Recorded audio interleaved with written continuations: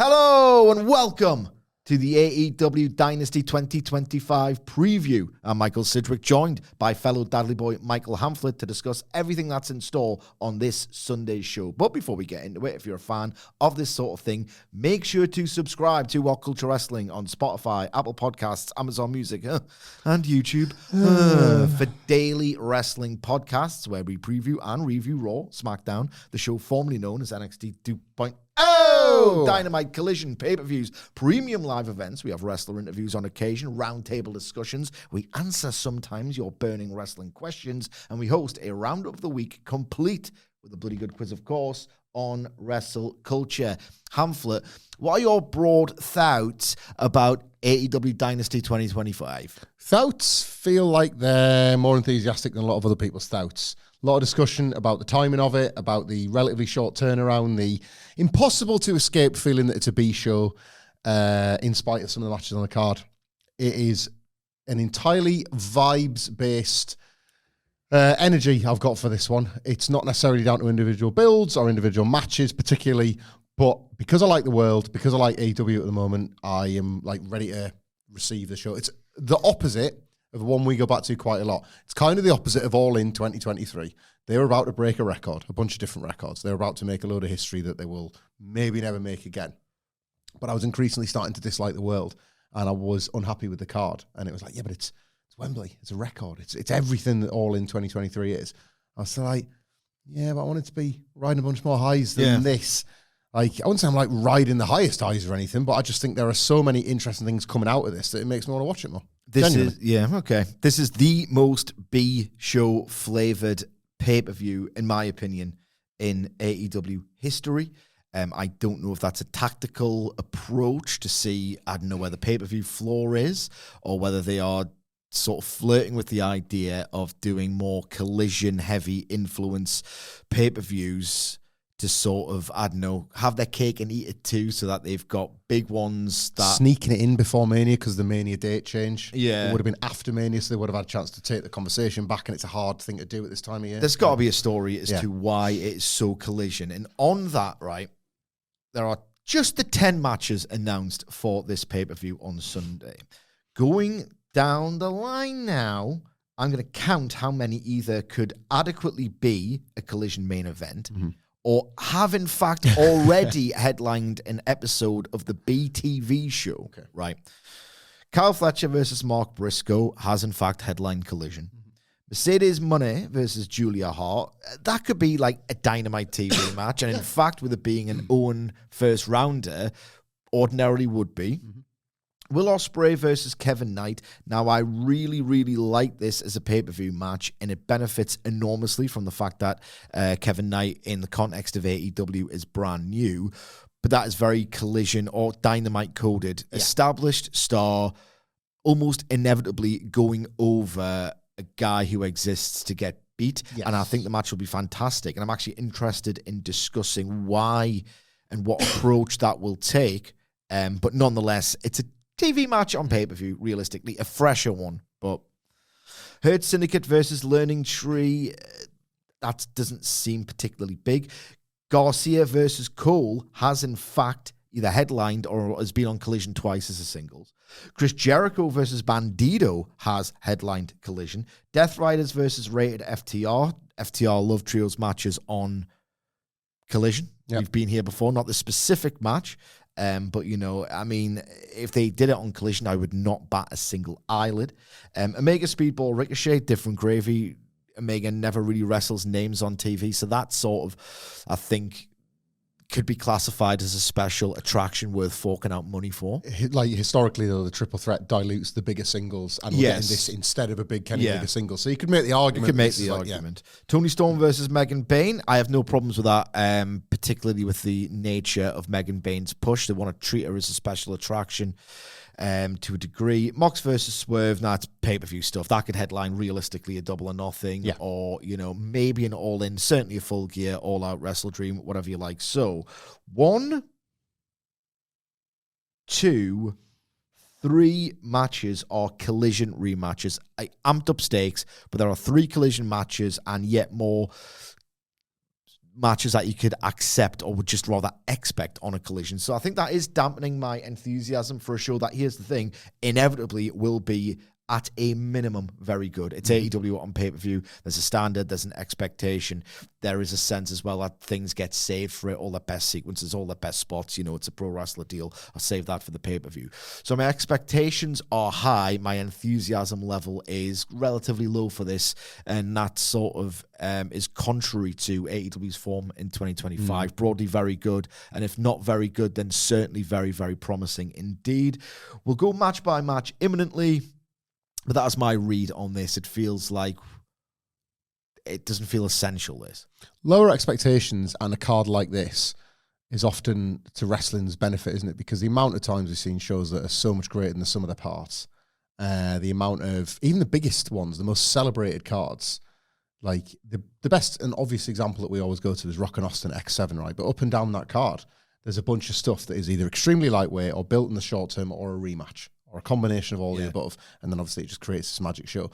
The pandemic into the 2021 period doesn't always appear on paper to stack up, but you remember the feeling of the whole show. You remember the feeling of how one thing suited another.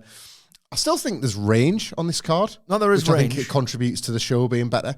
And you're right as well, AEW, it's a good standard to uphold because it's reflected in the audiences. Yeah. Like this is the Lick Your Ass, isn't it? So it's at the Lick Your Ass Center in Philadelphia. I don't know what the last WrestleTix number was, but typically now AEW can 6,500. Right, the biggest crowds then are still hitting these pay-per-views the same way they would have been like 2-3 years ago. There's always a sense that it's the safe bet. And that's, I would say, speaks to it more here than on some of the more stacked cards, because if they're still filling out buildings for what appears on paper to be a less than thrilling lineup, they're letting you know that this is the one area in which you always hit. Yeah, absolutely. And I will say as well, I've attended the Lick Your Ass Center in person for Supercard of Honor over 2024 WrestleMania weekend. Lovely, intimate venue that was sort of set up for an ROH show. Nonetheless, the atmosphere was great. All the sight lines were great. It used to be an AEW Dynamite-sized arena, but in the heyday, by which I mean like big to feel TV big, but not so big that it's embarrassing, and you get... Like, we've been at shows where, you know, the arena's too big for the show and there are empty seats, and you feel like, I don't know, you feel almost reluctant or even scared or nervous to make noise and own that atmosphere. It's so much easier to get enveloped by it when there's like, there are fans as far as the eye can see, you know? So I do expect the vibes and the atmosphere to be tremendous here. But let's go straight into the match by match, starting with Kyle Fletcher versus Mark Briscoe. It is a first round match in the Owen Hart Foundation Cup. And they've got absolutely incredible chemistry. Like, Mark Briscoe versus anyone is always great because he's great and he's got this enduring emotional bond with the audience. Kyle Fletcher, who, you know, I sort of rolled my eyes when I saw this match announced, not for the prospective quality, which I expect to be excellent. Really, it's got like a 3-3 floor, 3 3/4 star floor. It was just a 10th match added, and then I thought, no, don't be a hypocrite. I've been campaigning for Kyle Fletcher to be added to that list of, you get a pay-per-view match, you get a singles pay-per-view match, because your improvement has been incredible. You wrestle to a quite unbelievable standard. The body metamorphosis, the physique's incredible, the look, the appetite, the hunger. Like, he's made it to that level. He's on that level. I can't complain. They've wrestled twice, I believe. Once in the Continental Classic and then a rematch after. Both times were absolutely incredible. Mark Briscoe is just unable to have a match that isn't very good. He's just awesome. And Kyle Fletcher is this muscled, lean monster of a hybrid wrestler, is so great at just killing dudes that Mark Briscoe is not going to have. He has this innate gift where he can just evoke sympathy and get people to love him against that, like, that deadly strength of a Kyle Fletcher and those wicked head drops that he can do. I mean, I don't think Mark Briscoe needs much in the way of sympathy, but he'll get it on the night. Yeah, they will get us there. I was sort of disappointed. It's such a weird sentence. I was disappointed that Mark Briscoe was in this slot, but that's on AEW's booking of Mark Briscoe, not on Mark Briscoe, if that makes sense. You mentioned the matches, so it's not like we're even sort of like... Did win the first one. Well, we're not even speculating on the quality is what I'm saying here. We know the quality exists between the two of them, and Mark Briscoe's never not form, and Kyle Fletcher is very, very form. But this is sort of, for me, this is almost in contrast to nearly everything else on this card. I'm interested in just about everything else on this card with little care for the prospective quality of the matches, because I have to praise the booking. Yeah. This is the opposite. This match is the opposite. This match will deliver, and I've not got much nice things to say about the booking. Like, they've told you where Mark Briscoe sits, and he's in this world title tournament, and they're telling you all the time, and Kyle Fletcher is telling you where he sits as well. He belongs in the Owen. Yeah. And as a result, he wins. It's a TV qualifier more than a pay-per-view one, but again, I'm loath to even go in two-footed on that concept, because I quite like the qualifiers are padding out the rest of this card. Rather, when... You'd hope it goes 12 minutes. I think some of these matches will be shorter, because typically of late, Tony goes for 9 matches on pay-per-view. Genuinely, right? I prefer... We're sitting here on a Friday recording this, and I know you can add matches as late as like the day of the pay-per-view. Four on the buy-in. You've got pre-shows and stuff like that to consider, but there has been, for me, far worse context for 4-5 matches being added based on like Piss Week, Collision or Dynamite C stories than tournament brackets. Like, this to me is how you fill the rest of that card with the wrestlers that you want to see on the show. Kyle Fletcher getting his spot, Mercedes Moné getting her spot. Tournament wrestling is a far more interesting way to me than, we booked a last minute story on the Go Home Dynamite. They bumped into so-and-so backstage. Match. Yeah. This has that, if nothing else. It's got that fixtures, sporting quality to it. No, I get that. On Briscoe, I understand why he's in these spots, because he's just everyone who does something bad to him just gets heel heat, or passes for it anyway in 2025. I've always said certainly after the first few months anyway, that I'd always hold AEW to the highest possible standard. Maybe that's slipping a little bit, but maybe I've just made my peace with the idea that across the Owen and the Continental Classic, Tony Khan simply doesn't want to do something at the G1 level. In that, especially when it's like you're trying to frame now AEW All In as the promotion's biggest show. It's WrestleMania, and now it's got the WrestleMania weekend, and they're trying to build it as such. And that's great. As I said on the next year's going to be amazing back in England. Absolutely. Going to be incredible. If they do it. If they do it again. Just the idea being that, like, narratively, New Japan and WWE have proven that when you're hot, building everything towards one major show is a great narrative tool, etc. Surely if there's any time to do that fabled all-star G1 style tournament, like, there's not a single star who's ever missing from that G1, at least the 2010s heyday of it. I don't know. I've made my peace with it. Fletcher to win for you? I think so. Yeah, I think Fletcher's going to win, but here's the thing. They will cast doubt over the outcome in the match. Next up, to preview, sticking with the Owen, is Mercedes Moné versus Julia Hart. Now, I wouldn't necessarily have put Julia Hart in this spot. I don't think she's impressed much since coming back from injury. And again, there's so many caveats with a lot of AEW, and the talent, not so much the booking. Julia Hart, still technically probably green, given her level of experience. Yeah, she's had the TBS title before. She's been in a prominent role, and she's improved immeasurably, really, from when she first started out. But, I think it is asking a bit much of her to really do the business week in and week out.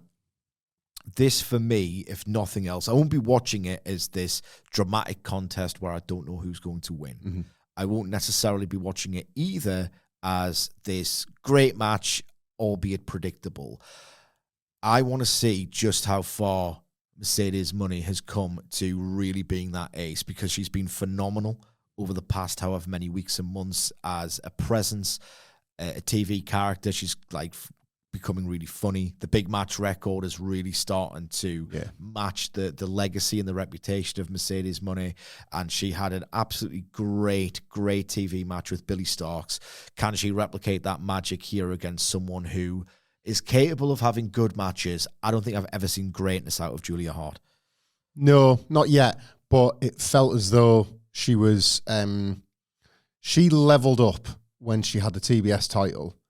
And like, you kind of, you have to assume that that's just within the wrestler. Yeah. Wrestlers either have that ability to level up to a spot or level up to a responsibility or part of that job or not. We've seen plenty that couldn't do it, you know? So if she's got that in her, then you would think she can apply that to wrestling Mercedes Moné, even in defeat, right? She's going to level up to the spot and this, if nothing else, like you were picked as a loser, better than not being picked at all. And the responsibility that can come with that, and the like having a good night with, at this point, like a veteran, a legend of women's, like however you want to sort of refer to Mercedes Moné.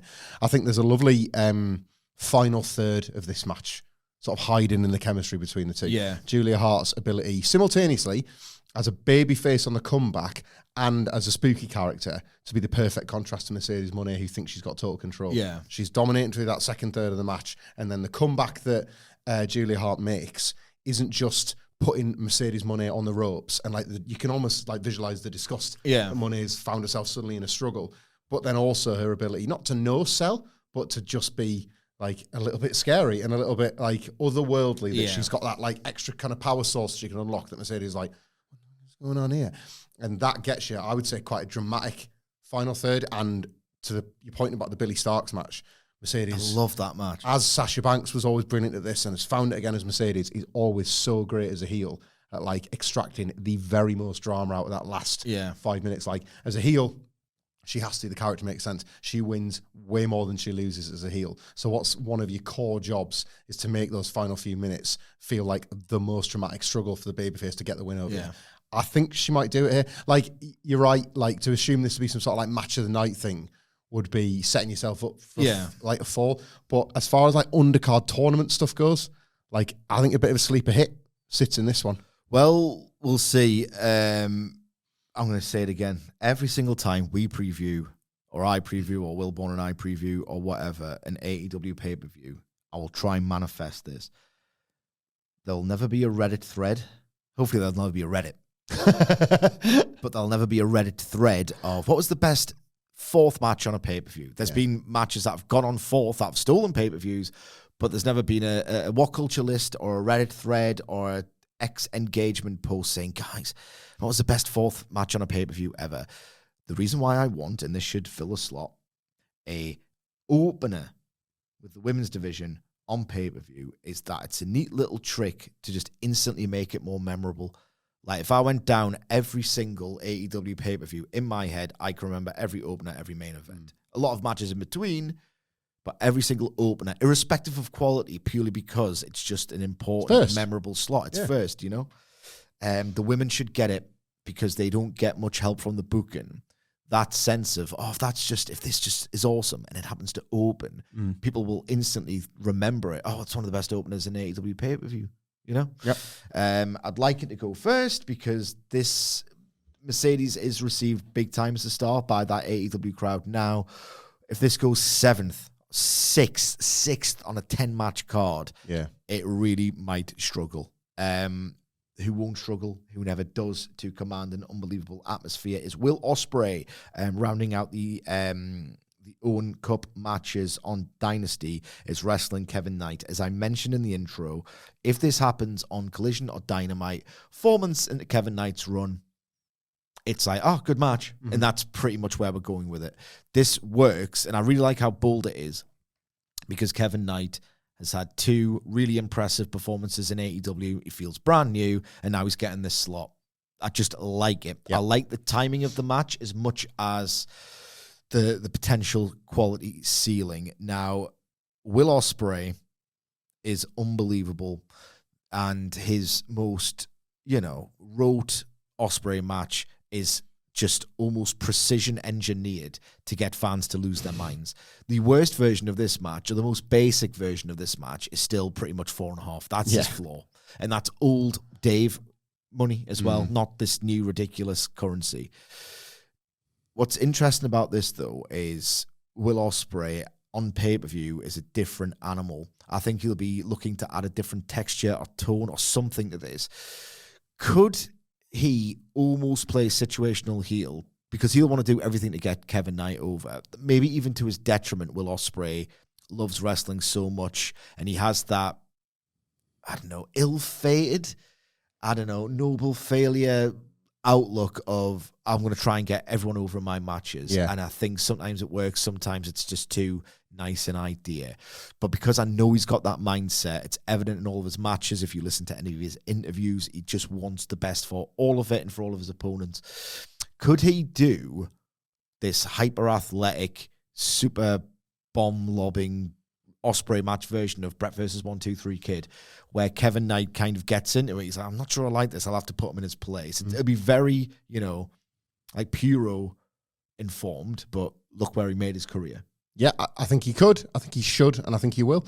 And I feel like we were given the clues of that in the fact that as partners, he was doing the Babyface Alliance version of that on Dynamite. Yeah. I don't think his brain would work any differently. I don't know Will Ospreay or anything, but I just sense that if you were given this match and it is sort of a bit on the fly, because it would have been Jay White, we assume. Yes. So, like, it's a great No, it was Jay White. Great bit of booking, and, like, a really fantastic replacement where they've, like, tried to create something here in just, like, making Knight feel like one of the stories of the week, and to your point, what a platform to put him on. Yeah, like what a and this is not to dig out this wrestler, but what a contrast to someone like a hologram who is getting the winning streak but with no seeming prize for that winning streak, or Nick Wayne who had the plaudits and then the nothing at the end of it, no pot of gold at the end of the rainbow, that kind of stuff. This is kind of how you do it the right way. And but then your examples reinforce the idea that maybe it is hard to trust a match like this. Yeah. But I just feel like Will Ospreay will want to see that through, as to him, like, being, in my mind, he's got this vision of what it is to be the guy in AEW. And it's, luckily for us, it's everything. Yeah. You're going to be everything. When you wear that title, you're not just going to wear it. You're not just going to have the main event. You're not just going to have the best match of the night. You're going to spend every single waking moment getting everybody else over. Yeah. Getting everybody else over in order to make them strong enough to challenge for your belt. And then AEW will grow as a result. The one man rising tide to raise all the ships. It's, as you say, sometimes a noble failure, but I just don't believe he has it in him to not try and be that noble every single time. And I think the heel thing, I was thinking more, if not heel, just outright physical. Like what we saw on Wednesday, it was the... He'll escalate that brilliantly as well. Yeah, like the competitive exhibition nature of their aerial stuff was the story on Wednesday. The violence that Will Ospreay can unleash on people, the extra like sauce behind the chops and the kicks. That'll happen, I think, minute 8, 9, 10, when he starts getting pushed to his limit. A bit of Kenny Will Ospreay from Wrestle Kingdom to it, like Ospreay Fletcher maybe. Ospreay Fletcher, like there. I just think that's, and it's not even a formula, because with a new wrestler, there's always something new to extract from it. But follows that like plot a little bit, and then you get to see that from Ospreay that pulls something new, or something new to us at least, from Kevin Knight in the context of him being an AEW wrestler now, and then Ospreay wins, and it's like respectful handshakes. We both know we've been in a fight, because for Will Ospreay, he moves on in the tournament, and whoever he's got next, you can do something completely different. Yeah. And that in itself becomes its own story of Will Ospreay has won this tournament by adapting to every set of circumstances put in front of him. Yeah. And to use your Bret Hart 1-2-3 Kid example, maybe the best single one-night tournament performance ever was Bret at King of the Ring 93, and the same story plays out there. Yeah. Right, it's the wrestling the match in front of you, regardless of the circumstances placed upon you. That's very Ospreay, isn't it? Yeah. I cannot wait for this. I think it's going to be great. I think it's really, I like how bold a choice it is. Really, really looking forward to it. Yeah, I think it's going to get, you're going to see a lot of mat exchanges early. Like, oh, no, you outclassed me there. Or Christ, but even like maybe a handshake after the first sort of move stalemate. A springier flip or something. Yeah. Do you know what I mean? Just like, Ospreay's starting to dial back a couple of things he used to do. Yeah. Give Kevin Knight one of them. Yeah. Ospreay doesn't do that anymore. Ospreay reckons, I listened to his interview with Van Vliet, that he's physically incapable. Mm-hmm.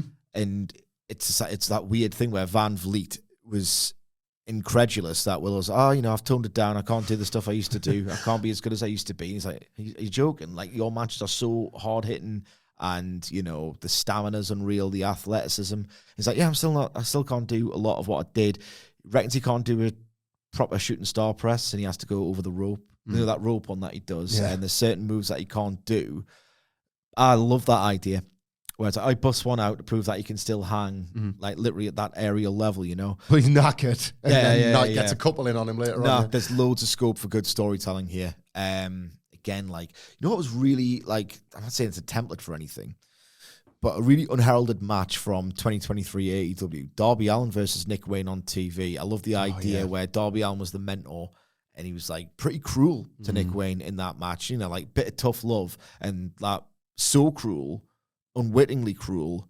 He didn't know how cruel he was being. Nick Wayne's gone, well, I'll just go for another mentor then. So AEW knows the value of this kind of story, and Will Ospreay is pretty much amazing at every story. So now Will Ospreay is going to win. But the beauty of Will Ospreay being Will Ospreay is that there'll be at least, 4 times where you think he's done for? Yeah. 4 times where you think he's done for. Next match to preview is the Hurt Syndicate versus the Learning Tree for the tag team titles. Again, it's a hard one to book. It's gonna be minimal drama. Maybe because, you know, the Hurt Syndicate are simply not dropping the tag titles. It's very early into their reign. I think the match will be quite fun, more than good. I like the idea of the Hurt Syndicate just slapping Brian Keith around. Brian Keith could be like quite good at selling this little bastard's getting his comeuppance. Maybe do a spot where Lashley just puts his hand on his head, and Brian Keith, like, just little side gags illustrating the size difference. Yeah. And then, oh Christ, Big Bill is actually taller than Bobby Lashley, and then they can have a little hoss fight. So I think it could be amusing and fun, if not dramatic and blow away great. But how does MJF factor into it as well? Well, I thought it might have been a clue that Shelton Benjamin conveniently missed this Dynamite because of weather, and it actually plays into this pay-per-view, and he has to miss another show. And who knows why that is. Maybe MJF's, like, had him attacked, but, like, and MJF takes the spot, and he acts as a surrogate partner. He's not advertised this pay-per-view, you know? Takes the spot, they retain the titles, it's a one-night deal, whatever. But it's the first time that Bobby Lashley has had to begrudgingly go, all right, you're not in or anything, but I'll have to give you that one. MVP, you're right. He wasn't so bad tonight. I'll shout out to our friends at Grapple, Benno and JP, who happened upon the idea that obviously if MJF is forming a new stable and this Hurt Syndicate thing is set up to create some rivals, what was his stable in MLW called? Dynasty. And if this has all been leading to this show in order for MJF to reveal... That's very MJF-ian detail. Yeah. Like loves that. The new stable was to be revealed here, or the inciting incident was to take place that was to trigger that he's going to reform Dynasty, or a version of it at least. Then this would be the time, right? The Hurt Syndicate aren't losing the tag belts. No. Whichever version this match plays out. If it's Shelton and Bobby, if it's MJF in some sort of role, if it's MJF helping them win, which is weird because they kind of shouldn't need it against the Learning Tree. It's a hard thing to book around. But a bit like, I don't know if this is good analysis or bad, a bit like when we talk about this on Dynamite. It's all good stuff. I don't know. I love it. Yeah. Like, I continue to say that about this, and there's probably not enough of that in wrestling. Yeah. You either get smart asses like us on the internet that think we've got it figured out, or you've got stories that go in a different direction purposely to just swerve you, bro. Like, this feels, even from the beginning, extremely well plotted. Yeah. The patterns fit the MJF pattern, but get a clue, asshole, because the MJF pattern's brilliant more than it is terrible. And you just sense that, like, wherever this is going, they are already fully aware, not just of the next detail, but the one after and the one after and the one after. So I have absolute faith in how this plays out. And the only thing for sure is that the Hurt Syndicate keep the belts. Yeah. That's the only element of this that I can nail down. MJF, who we know has vast influence over his creative, to mixed results, but when it works, it's seminal professional wrestling. I mean, look at the Punk feud. Yeah. He's the best outcomes guy, and there are so few wrestling storylines where you can't see the outcome coming. He leans a lot on mystery, and I think that's great. So on the subject of outcomes, either he assists the Hurt Syndicate in winning, bit difficult because you have to then buy the idea that the Hurt Syndicate are under threat, but, you know, it's AEW, I would trust them to get that right. So MJF assists the Hurt Syndicate in winning. MJF attempts to assist the Hurt Syndicate in winning. They lose. Shockingly, it's his fault. Right, that's the feud. Mm-hmm. MJF, spurned by the Hurt Syndicate, or Bobby Lashley specifically, going, nah, you're a loser, or, you know, you're awful, don't want anything to do with you, aligns with someone costs Hurt Syndicate the match, but then it's so early in the Hurt Syndicate's reign that I can't see any of this happening. It's just there are outcomes. And look at something like, the triple threat at WrestleMania for the women's title. I mean, when you watch the special guest referee, there was just no point at any time in that storyline where you thought, it's not going to be a triple threat over the past 3 or 4 weeks. Like MJF, and there's loads of AEW examples as well where you just know where it's going and who's going to win. And, episodic TV is flawed. Like MJF is one of the best at really playing with the patterns of episodic TV and making it that elusive, unpredictable experience. So short answer, Hurt Syndicate, how no idea. I look forward to watching. Now, the next one to preview is Daniel Garcia, Adam Cole, rubber match, no time limit for the TNT title. Now, this one worries me a little bit, and this is the problem with having, I know they've had some recent ratings successes, but a lot of that was based on lead-ins. But the issue with having a Collision influence over the pay-per-view and running back matches that have happened on Collision is that I expect that a lot of the detail they've been putting in the story of, Adam Cole struggles with this move, or Daniel Garcia's done a really good job of working Cole's ankle, and that's going to come into play, is that all of these little plot points that they have to play with all unfolded on Collision, which more often than not, a lot of AEW fans don't tend to watch. Yeah. So I think no matter how, and I think the callbacks and the threads they're going to pick up from the prior 2 matches, there is a danger that the fans are just going to go, don't know about that, and not really invest in it as much as possible if those 2 matches had happened on Dynamite and all the rest of it. However, Adam Cole's approaching form, his physique looks really, really good. This is all, I think, anyway, of the first 2 matches, really admirable and worthy and respectable, which are kind of synonyms for good. I'm just not that bothered. I'm just not that bothered. It's not that big time.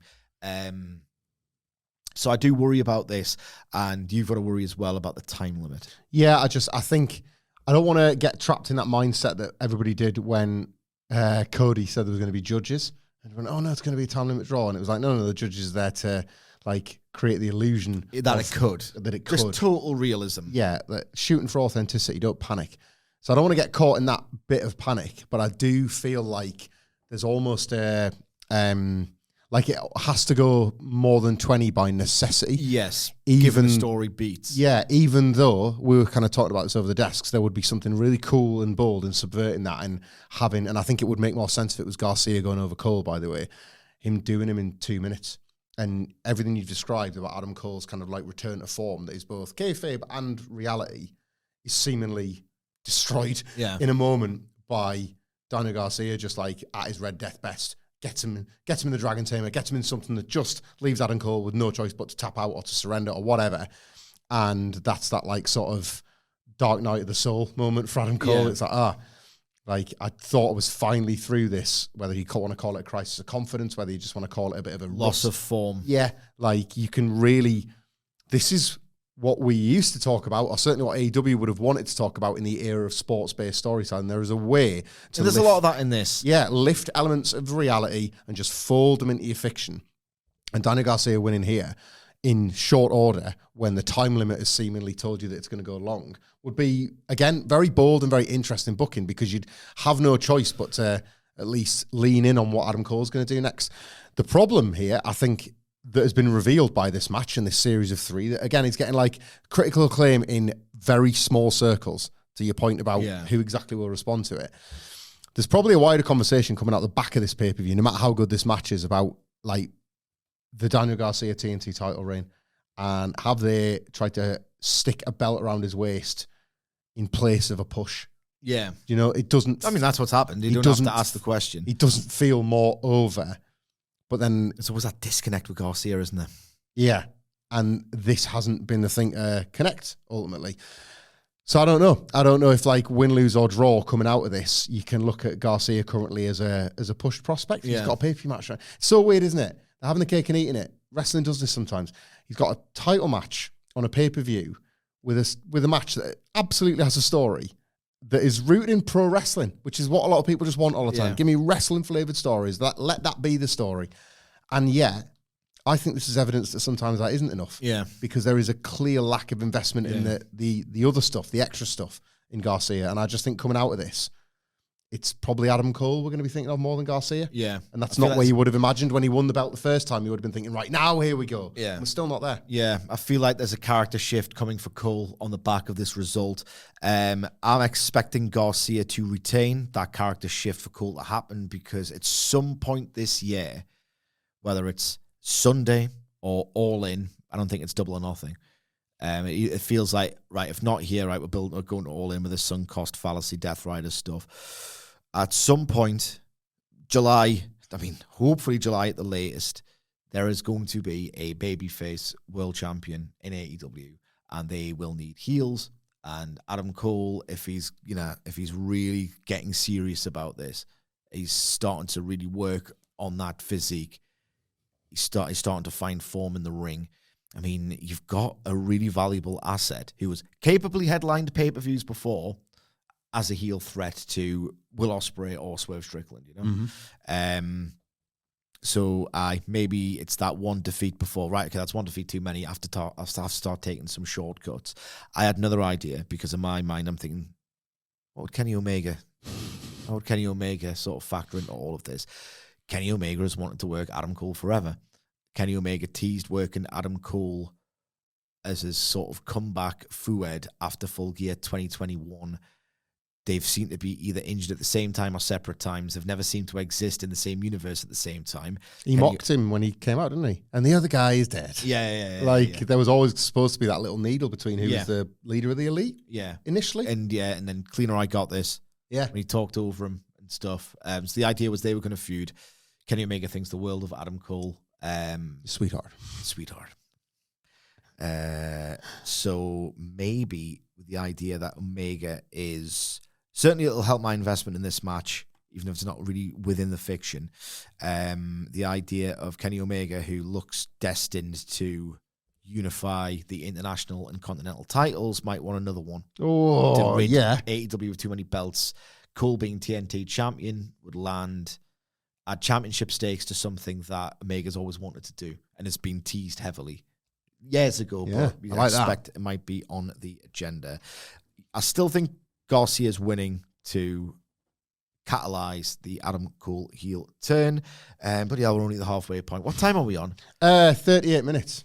That's fine. That's all right. It's okay. What time are they doing Wrestle Culture? We got time. We're all right. We got like half an hour, I think. Yeah, we're good. Yeah. We're all right. We're all right. Now, on paper, I know you're going to go, at best, because it's Chris Jericho versus Bandido, ROH title versus mask. This has got a lot going for it. One, Chris Jericho has kind of realized he was pissing about too much, and he started to not be a total caricature, and some of his heel performances have kind of verged on the sinister. Not blow away great, but it feels like there's a big project is the theme of AEW, of back to how you remember it, or back to form. Not restore the feeling. That was just an empty, hollow marketing grab. But I don't know, man. Like AEW as an entity, MJF going back to heel, Chris Jericho deciding not to be a clown. I feel like there's been this unsaid acceptance of it looked like we were finished and we were certainly bad. Let's just really go for it this time. But a quiet rebuild, you know. Chris Jericho, I think, is, put it this way, he doesn't feel anywhere near the imposition he once was. He doesn't make me groan. He doesn't make me wish I was watching something else when he's on TV. It's a bit of a victory for Chris Jericho. It feels like he felt finished. Yeah. This time last year. Finished. Never want to see him again. Retire tomorrow. Go to the Fed. Just get out. I don't think he's all the way back. But I think maybe he's on Collision more often than Dynamite. Maybe he's finally had the sense of, I'm not going to go away, but I can hide and rebuild in plain sight. I get the impression Jericho might have one more good run on him. I'm not saying it's happening, but I never thought I'd even think that he had potential to do it this time last year. He always gets you. Yeah. He sometimes gets you. Now, Jericho has great chemistry with Bandido, who's an amazing live performer. The main event on Collision, of which this is a rematch, wasn't as good as their late 2022 match, but they worked really well together. It was a bit clunky. It's Jericho. He's at the age he is. What's going to work here, if this needs, I think, a video package beforehand. Yeah. Like, tell people a beloved, not beloved, but always gets over live luchador in Bandido, who could be beloved if he got pushed more, is going to lose his mask. He's going to lose his mask if he doesn't win. That should be really hammered home. Jericho obviously should try and remove it during it, because I know it's more of a actual Mexico lucha libre thing where it's the ultimate stakes. People will care about it in the building because Bandido just gets over live like very few others. I reckon this has got a massive ceiling on it for the drama. I wish it was hair and title, but it's not. Can you remember Jericho versus Ortiz? Yeah. From Dynamite. It was unbelievable. Yeah. Unbelievable, the idea of Chris Jericho losing his hair. Not quite the same, but it's a subverted version of that. Chris Jericho, of all people, this fun live performer who's an amazing wrestler, going to steal his mask. I think the stakes are really going to make something out of this. Well, and I think you're going to get both. Like, I'm going to say a sentence that nobody in recorded history has ever said. I keep thinking about Supercard of Honor. I think Bandido wins the belt here. Oh, of course, he's not losing his mask. I think you run it back for Jericho's hair. And that's what you sell Supercard of Honor on. Ooh. Like, Jericho was on the poster for it because he was the champion when the graphic was put out there. And if it's a swan song from Ring of Honor, what a way to go and be able to say, I actually helped. You are welcome, ROH. Can you imagine? Because people would turn out for that. Like the heat in that building, the idea of Chris Jericho getting his head shaved, the drama was unbelievable. To be fair, it's Bandido having to put something up to win the belt now, and the return is, well, you have to put something up to try and get the belt back. Yeah. That's how you tell that hair, story, isn't it? Title versus mask. That's so you do mask now, flip the belt, hair at the Ring of Honor show. I think you're going to get both. That match with Ortiz, man. Jesus Christ, that was possibly the biggest over-delivery on my expectations. The near falls were just heart-stopping. And as well, Jericho would love this as a little bit of a, take that, mate. Like, getting Big Bill, for example, like, we're done, you bald fraud. Like, because obviously in wrestling terms, that's a punkism of late. Yeah. Like, for the learning tree to be like, done with him because he's been done with them. Yeah. To get to land that line on, like, Chris Jericho at his most pathetic. I think he's very good at selling. He's really good at selling, like, pathetic, crying baby Jericho. Yeah. You could sort of see it, couldn't you? As how all this, like, rounds out. That could be the thing that gets him all the way back, or close to all the way back. It's kind of what he's, that level of, I don't know, like earnest work rather than just troll stuff. Yeah. That's what he's been working towards for the last few months, isn't it? Yeah. Something that feels actually believable within a fictional universe rather than way too close to the real one. He's been very, very cruel in storylines and what will come up and that would be. Yeah. No, I've got high hopes for it, genuinely. I can't believe I'm saying this. You'll be doing it in 2030. Who the hell knows? 4 more to get through. Death Riders versus rated FTR for the Trios title. I expect this to be very good. My only issue is that Cope is a time gobbler. And I recall he had a Trios match. Was it with Darby and Sting? Yes, they looked amazing. It was an opener, wasn't it? Not mistaken. Yeah. I think they had an opener that was really good. Didn't need that 4 minutes. I worry about the allocation of time on this pay-per-view. Cope likes to go long. He's got the sway that, I'm Cope. I'm one of your top guys. It's like, well, no, I'm paying you like you're one of my top guys. Not necessarily, but it's Tony. He's a little bit feckless. He might just, I just got a feeling, and like Dax Harwood never met a long match he didn't like. He's probably the one person who actually watched the Iron Man at WrestleMania 12 and liked it, as opposed to everybody else who pretended. Yeah. So I do worry that this is going to go long, but it could be thick with tension. Mm-hmm. Rated FTR, when they're on the game, and they haven't always been this year, have that absolutely unbelievable chain. I likened it on a Collision review recently to Guitar Hero. The satisfaction of bam, bam, bam, bam, bam, bam, bam. They're so ambitious, and there's so many links in this chain of their sequences. When it hits, it's euphoric. It can be a bit sludgy when it doesn't. Best version of this match, out and out rules, and there's a lot of different like profiles of talent to make it interesting. FTR, and I think it was Garcia, had a match against the Patriarchy on Collision about a year ago that was out of this world because everything was note perfect. The ceiling for this is real high. I just worry that's going to go too long. And I also worry on recent form that some notes might be flubbed. But the tension's thick. What does Dax do? Who does he do it to? You can't possibly. They'll tease it with cash, miscommunication, a shoving match. There's loads to this. I love it. You love it. I absolutely love it. It's my second favorite thing in AEW behind what is the biggest and best thing in AEW, you know? Like, just a really... This story has restored my faith that AEW is categorically on the right track and isn't going anywhere. It's not veering. It's really well plotted. So well plotted.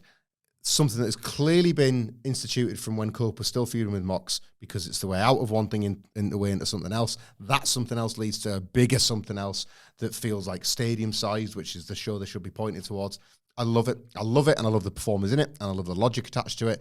And I honestly believe the move is to put the belts on rated FTR here. You subvert the expectation that, yes, things are about to fall apart. That much is clear. But have them fall apart when they lose these titles, not when they attempt to win them. I would honestly have... Cash said, he's put it out there, he doesn't want the tension to be a secret. He said to Dax, after Sunday we need to have a talk. And, we can all infer what that talk's going to be about and how he doesn't like being put in the middle of the guy that saved him from homelessness and the guy that has made his entire career. And, kind of like eternal babyface of FTR anyway, Cash. The idea that chat... The actual, if this is real, right? The conversation, we're supposed to talk to one another, and that's what stops conflict, right? What's going to stop that chat happening? Everything appearing fine. Yeah. And then winning the titles. And if you do this on the undercard, on a night where it feels like the Death Riders are finally going to be destroyed. How much would it indirectly build the main event? Exactly, right? So you simultaneously delay the inevitable because Cash doesn't feel the need to talk to Dax because they flub on the night. It's a Fraxium deal where they're hitting each other a couple of times. It's like, oh man, this is unraveling. And then it's Cope. Just honest to God, hero of the day, does it for the team. Cash helps. A real good like trios finish or something like the Shat Machine into a spear, and it's like they couldn't look more on the same page when it matters the most. Then Cash doesn't really need to talk to Dax because look, all problems have been solved, but it's not. The belts are a band-aid, and when they lose the belts, the explosion that follows after the fact. And for Swerve and Mox, like it couldn't help it more, could it? And then the commentary would have to sell. God, could the Death Riders be like dismantled tonight? Is this the end? I think the move is for the title, for the good of this. Don't get me wrong. I still think the story's in fantastic health if rated FTR lose, because then you've got their like right. Well, they are going to have the chat. Yeah. Cash is going to make the choice. Cash is going to choose Dax. That's going to be heartbreaking on Cope, and on you go. But I think the move is in giving them the belts and making it feel like all is fine. Yeah. Then you can do something new and substantial and weighty with these. You get another trio over that without even challenging for them, rated FTR, and their story is elevated. Yeah. 3 more matches to go. International title, Kenny Omega versus Speedball, Mike Bailey versus Ricochet. It's Kenny Omega. It's going to be amazing. Speedball is one of those wrestlers that can knock out 4 1/4 in his sleep. Ricochet is in his groove. I've said this before. I'll try and keep it brief when I reiterate. It's a clever idea as a V1 Omega title defense because no one ever buys that, especially in a company like AEW, that a V1 title defense is ever going to result in a title change. Why not add an extra body to create saves, near falls? Kenny Omega, especially if he sells the guts again, being on the outside of the ring after Ricochet hits his finish. It's like there are so many dramatic shortcuts in a 3-way, which is why wrestling is obsessed with them to this day, that can sort of compensate for the rational part of your brain thinking, oh, it's predictable. The machinations of a 3-way match derange your senses in that regard. Just the more action there is and the more saves and everything else, it just helps you lose your mind that little bit more. So I think that's why they're going for this. I expect this to be really funny and then really exhilarating. Like arriving in a sequence where Ricochet feels like he's won it and going, aha! V-trigger in his face the second that he starts to clown around. Witty, exhilarating, creative. Omega had a 3-way against Pac and Orange Cassidy. That was outstanding, I thought. They did such a great job of one of my favorite spots in wrestling ever. I know it's a tangent, but it was just Kenny Omega's not swearing. It's different gravy. Double or Nothing 2021. He's in there with Pac. Pac latches on to Omega with a brutalizer. And you're thinking, oh, Christ, that was the actual finish to All Out 2019. And then Omega, at the same time, senses the danger this time, backtracks, walks backwards out of the ring, dumps Pac out, and then you can have the one-on-one match. The best way of removing someone from a 3-way and building on the history of a singles match. Yeah. Like, Kenny Omega's got a brain like nobody else. This match will be fantastic. Bailey is, this is just going to be wonderful, wonderful pro wrestling. And Omega isn't the physical force that he once was. He's now got 2 bodies to make movement for him. If he can orchestrate things, and he can, he's got that wrestling brain that is unlike anybody else. He can almost, at certain points of this match anyway, when he needs that breather, can just stand there and V-trigger people in the face who fly into him, Yeah. There's a near fall which is broken up by the third man.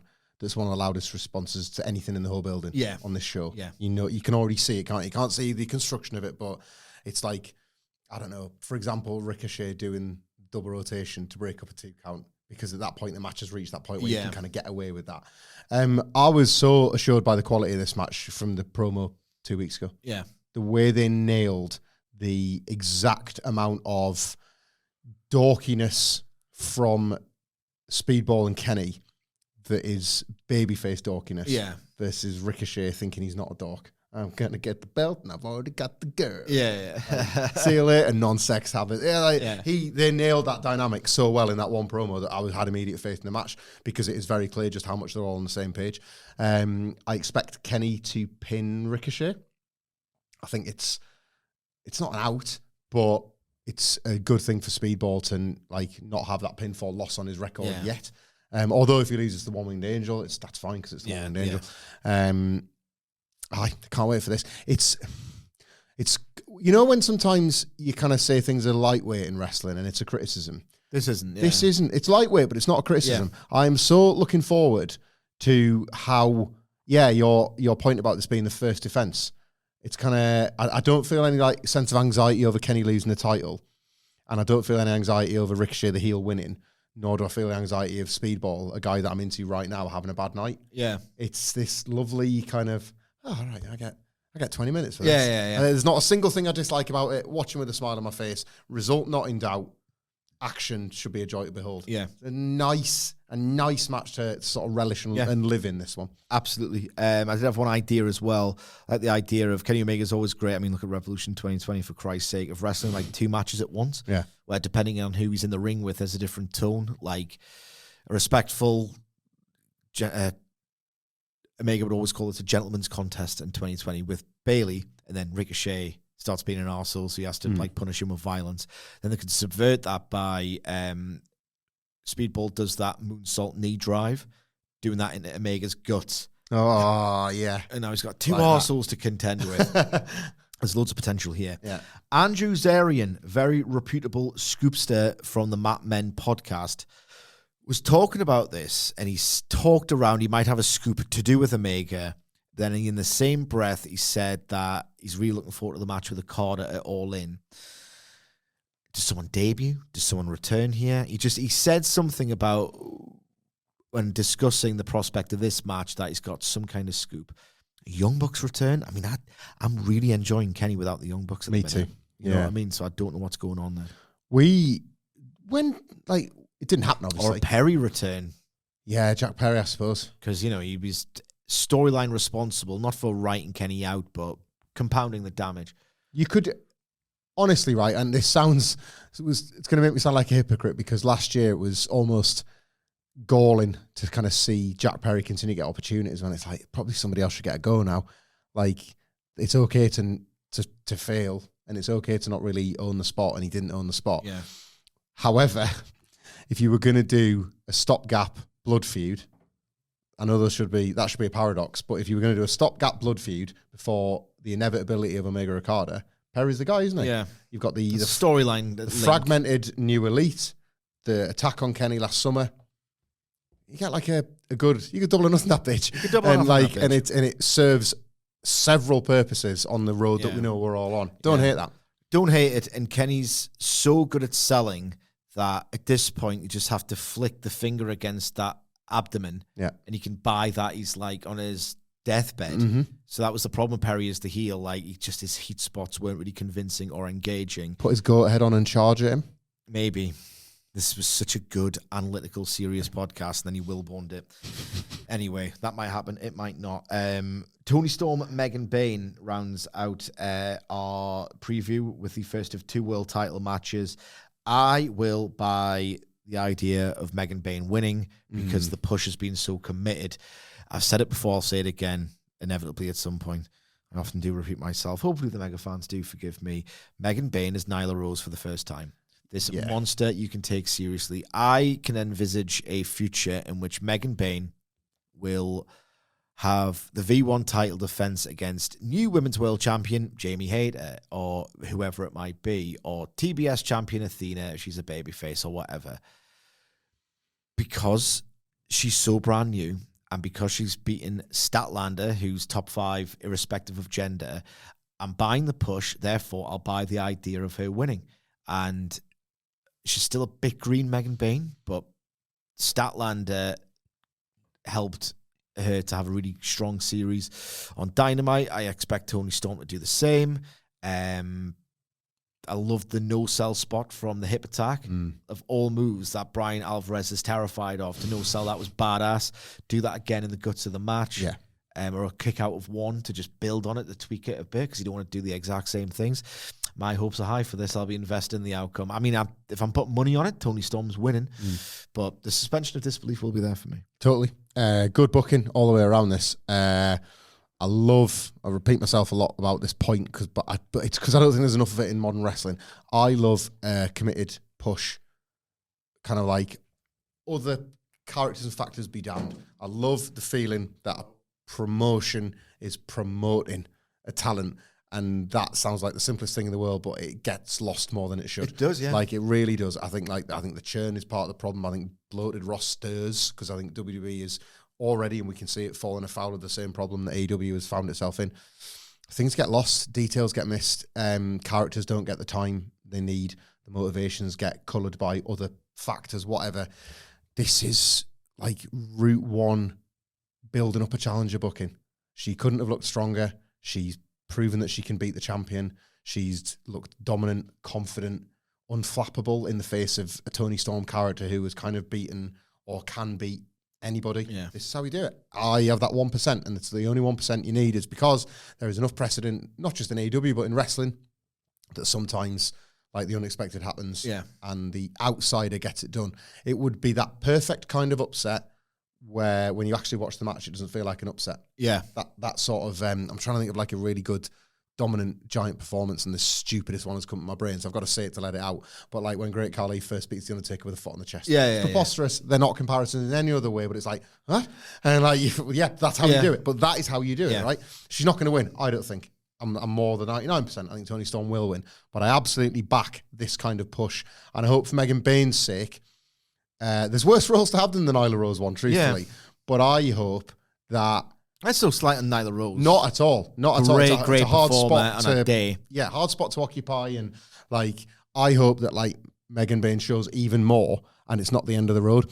The one thing about Megan Bayne winning is that, and it would keep that bracket interesting, is that it throws everything up in the air with the Owen. Yeah. So if they put a title change here, the permutations changing in that Owen become fascinating in an entirely different way, because at the moment we're pointing somebody at Toni Storm, aren't we? Yeah. If we're pointing somebody at Megan Bayne, it's a different conversation. It's probably Toni Storm. Really big fan of how they've got here. Yeah. So they've got one more match to preview. It will be the main event. Jon Moxley versus Swerve Strickland for the AEW World title. Now, I think the match will be very good, not great, because they had they've had encounters in the Continental Classic 2023. I didn't think they approached the true greatness that each wrestler has showcased in several matches against other opponents. I'm not sure about the chemistry.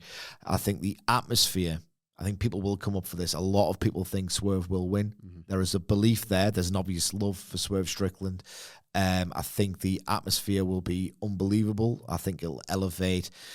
I think they've got the best nor the worst chemistry. It just settles on very good for me. But again, emotion will trump any kind of, work rate, whatever word you want to sort of describe match quality. Is this show so... it's Collision, now I'm paying for it. It's 40% of it is Collision I'm paying for. Sunday. You know what I mean? It's like, is it like, do they know Swerve versus Mox is a big match? We'll get the buys for it, and we're going to strap up Swerve. So let's give the likes of Garcia a chance to be on pay-per-view. Adam Cole to prove if he's still got that pay-per-view match in him. Let's see if Jericho's return to form.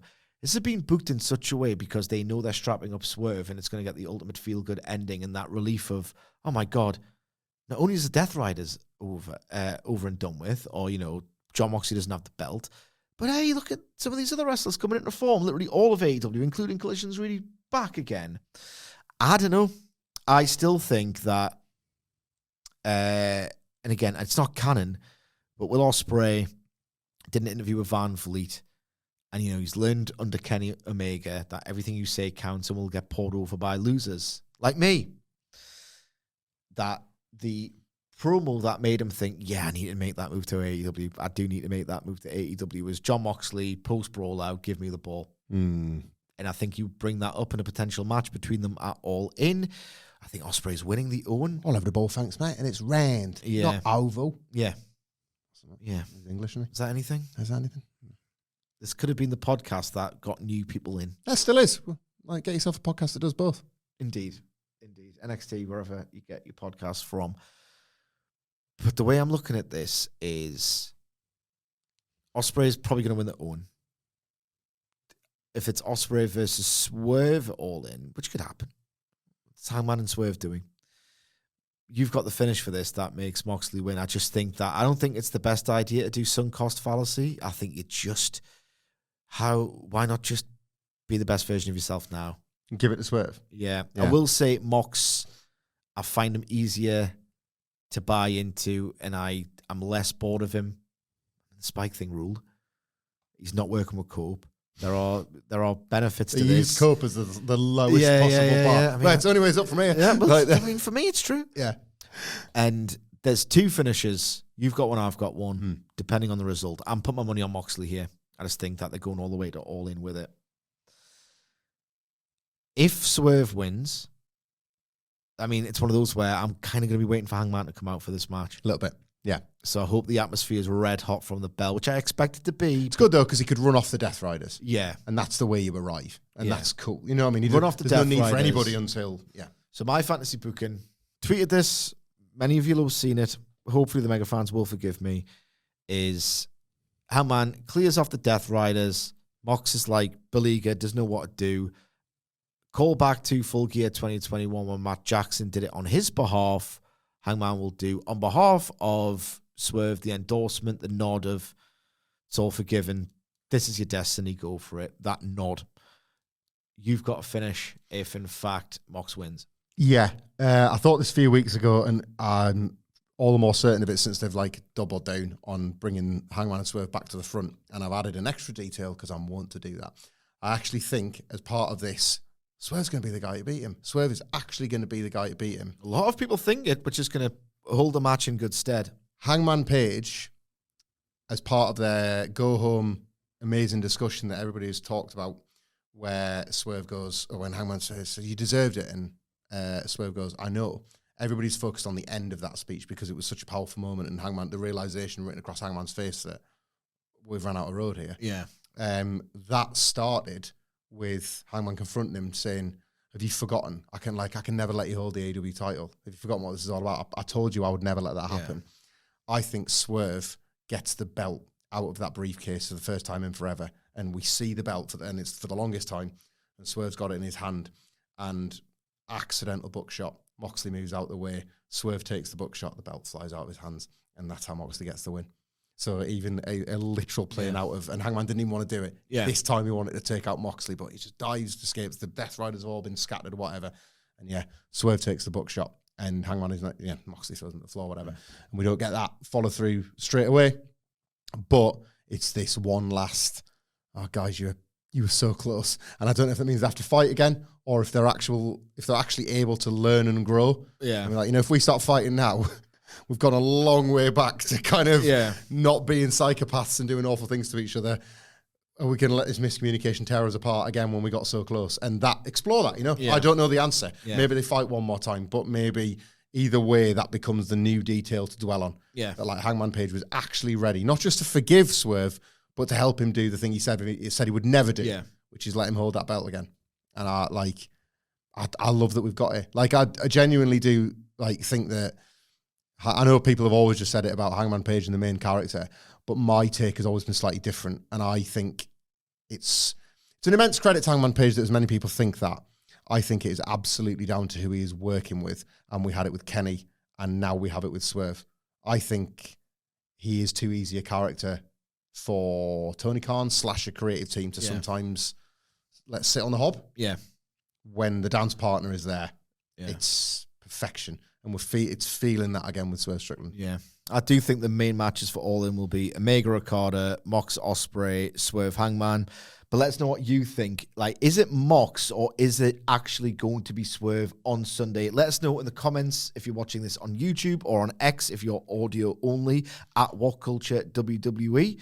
Whilst you're there, you can follow Michael Hamflett at Michael Hamflett. You can follow me at Sidgwick. If you like really self-indulgent podcasts, the SmackDown review should be available in your feeds. Wrestle Culture, I believe, will have already been performed live in front of a studio audience. So make sure you like and share and subscribe and all that stuff. Wrong channel. What's the main channel?